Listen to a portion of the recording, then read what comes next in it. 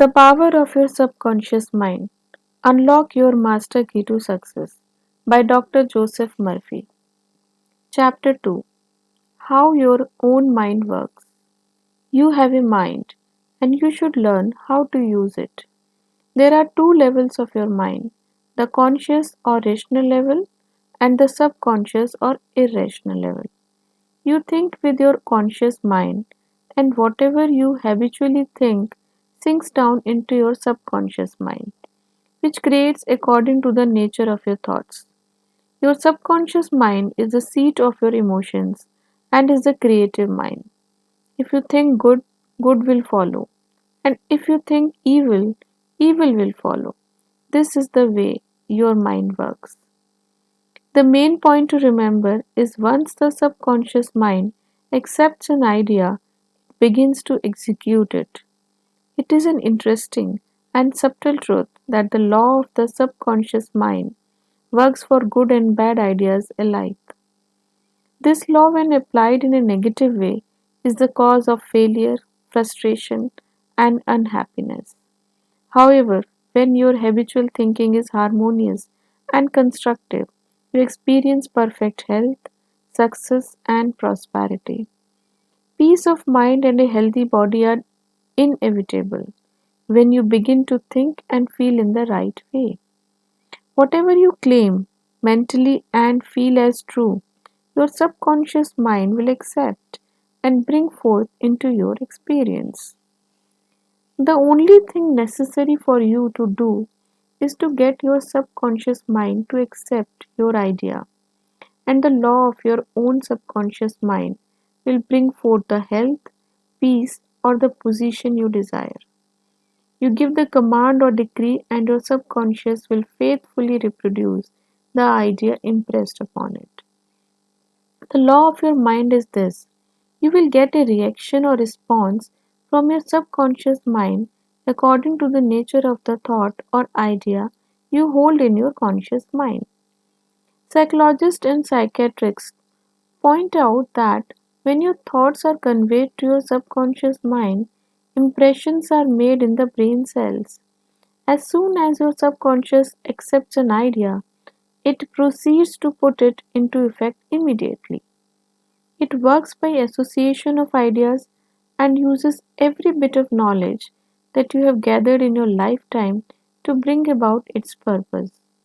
It draws on the infinite power, energy, and wisdom within you. It lines up all the laws of nature to get its way.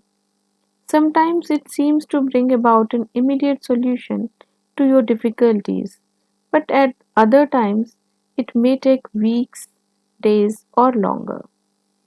Its ways are past finding out. Conscious and subconscious terms differentiated. You must remember that these are not two minds. They are merely two spheres of activity within one mind. Your conscious mind is the reasoning mind. It is that phase of mind which chooses.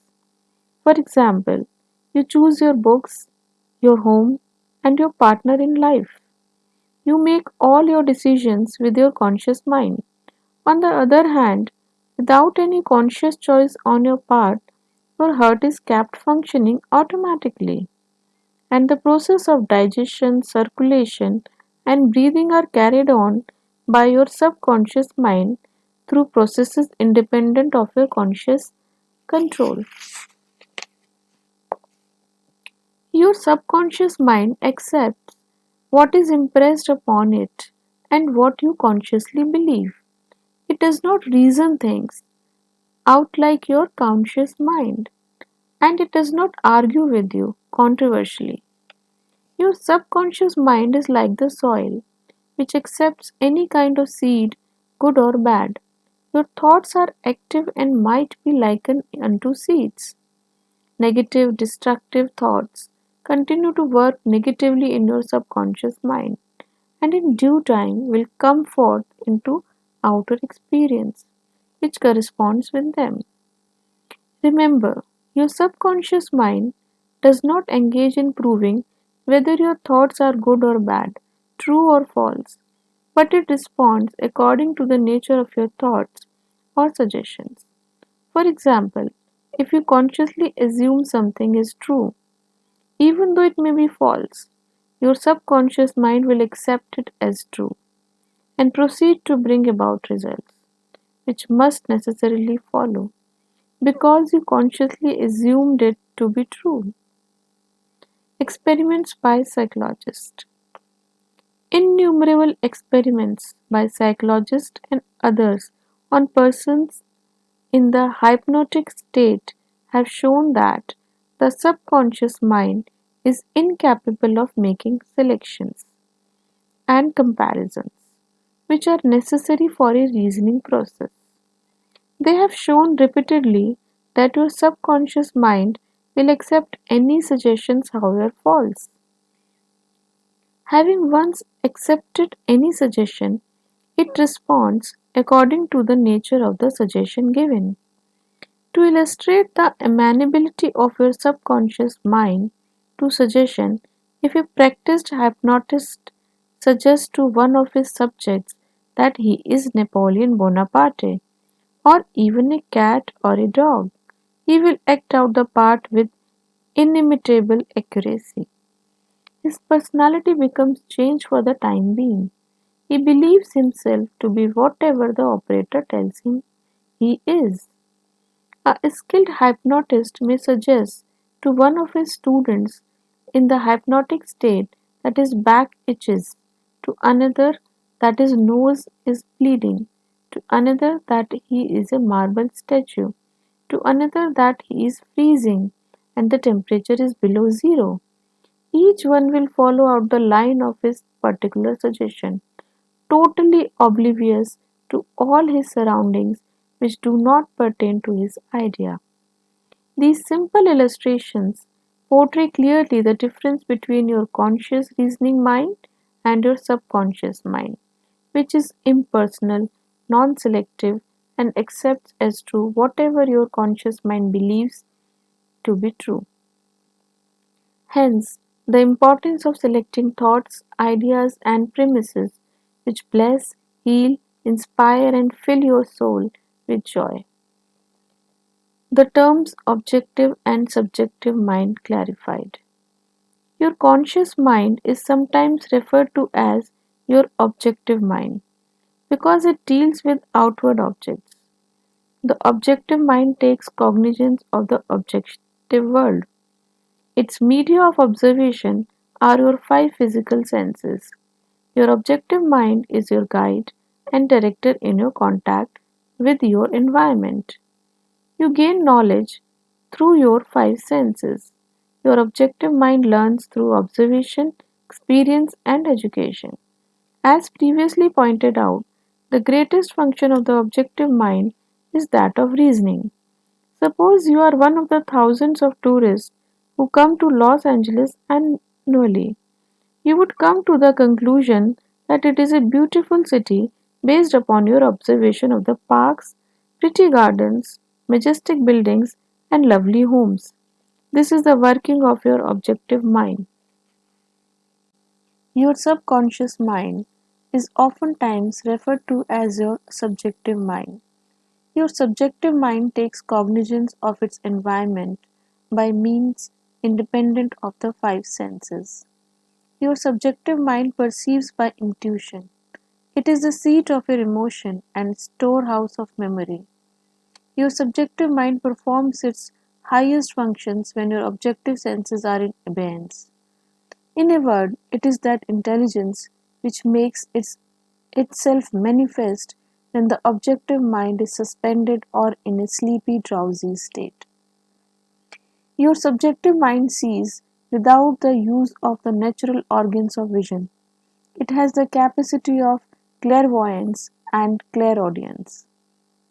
Your subjective mind can leave your body, travel to distant lands, and bring back information oftentimes of the most exact and truthful character.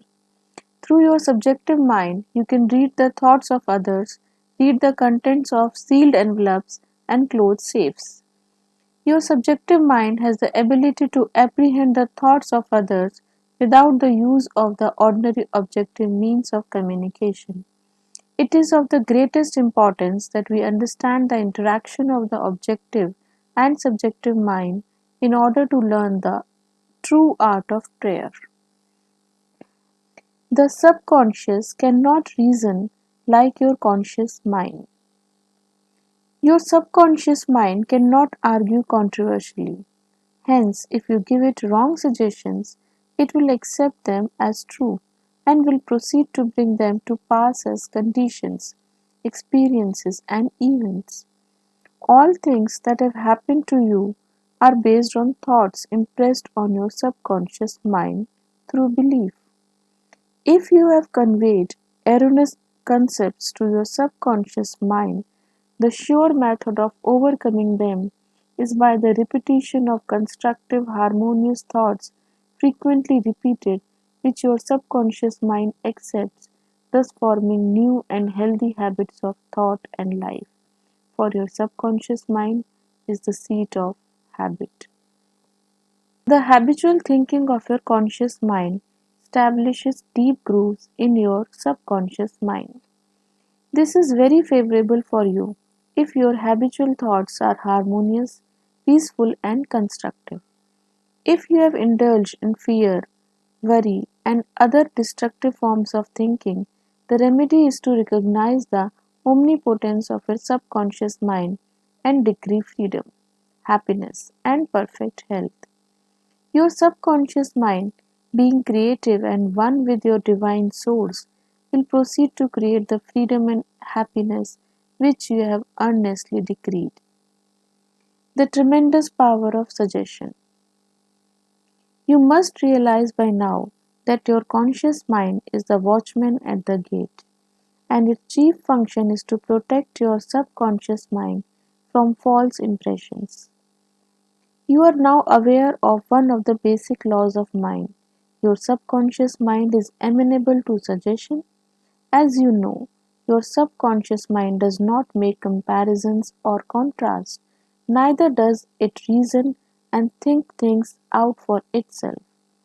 This latter function belongs to your conscious mind. It simply reacts to the impressions given to it by your conscious mind. It does not show a preference for one course of action over another.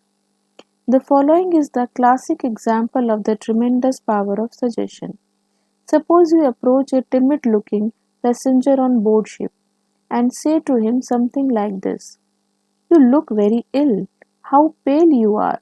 I feel certain you are going to be seasick. Let me help you to your cabin." The passenger turns pale. Your suggestion of seasickness associates itself with its own fears and forebodings. He accepts your aid down to the berth, and there your negative suggestion, which was accepted by him, is realized. Different reactions to the same suggestion. It is true that the different people will react in different ways to the same suggestion because of their subconscious conditioning or belief. For example, if you go to a sailor on the ship and say to him sympathetically, "My dear fellow, you are looking very ill. Aren't you feeling sick? You look to me as if you were going to be seasick." According to his temperament, he either laughs at your joke or expresses a mild irritation. Your suggestion fell on deaf ears in this instance because your suggestion of seasickness was associated in his mind with his own immunity from it.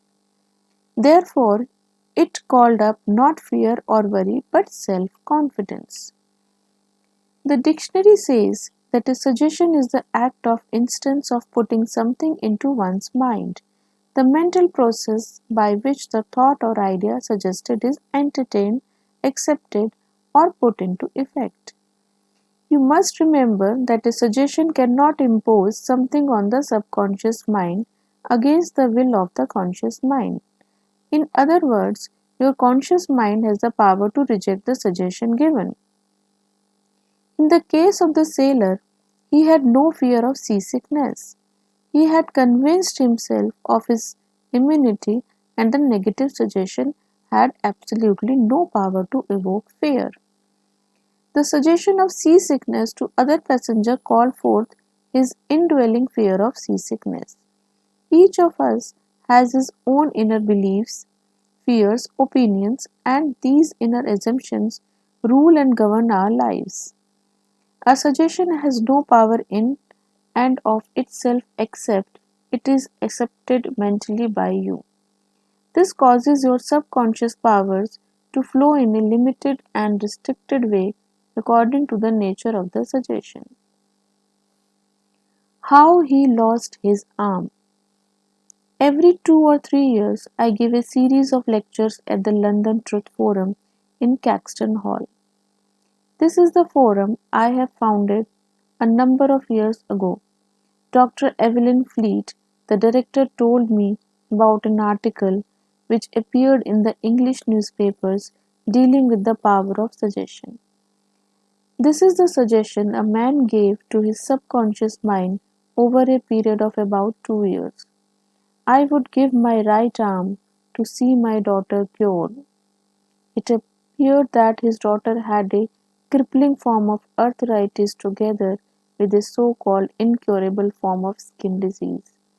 Medical treatment had failed to alleviate the condition, and the father had an intense longing for his daughter's healing, and expressed his desire in his words just quoted. Dr. Evelyn Fleet said that the newspaper article pointed out that one day the family was out riding when their car collided with another. The father's right arm was torn off at the shoulder, and immediately the doctor's arthritis and skin condition vanished. You must make certain to give your subconscious only suggestions which heal, bless, elevate, and inspire you in all your ways. Remember that your subconscious mind cannot take a joke. It takes you at your word.